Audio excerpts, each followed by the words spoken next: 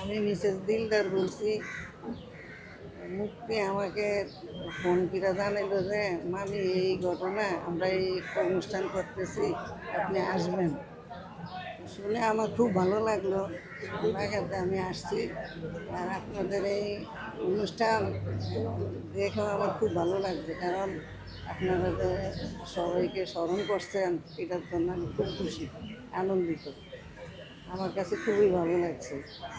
আমি দোয়া করি হয়তো সবসময় এইভাবেই আর কি সবাইয়ের জন্য স্মরণ করবেন, সবাইকে মনে রাখবেন। মনে এখনও উনি জীবিত। হয়তো 22 বছর আমাদের মাঝে নাই, আপনাদের মাঝে নাই, কিন্তু যখন দেখি যে মানে ভক্তরা খুবই ওনাকে স্মরণ করে, বা আমার বাড়ি তো অনেকে যায়, যাওয়ার পরে বাড়িও তো অনেক সময় দেখাইছে যে এটা দিলদার ভাইয়ের বাড়ি। মানে দিলদার সাহেবের নামটা বলার সাথে সাথে উনি খুব খুশি হয়ে বললো যে আমি দিলদার আঙ্কেলের অনেক ভক্ত, এই সেই কইরা মানে মানে যাওয়ার অনুমতি দিল। দেওয়ার পর মানে বলছে যে এখন আপনারা মানে ছবি তোলেন, যা খুশি তা করতে পারবেন।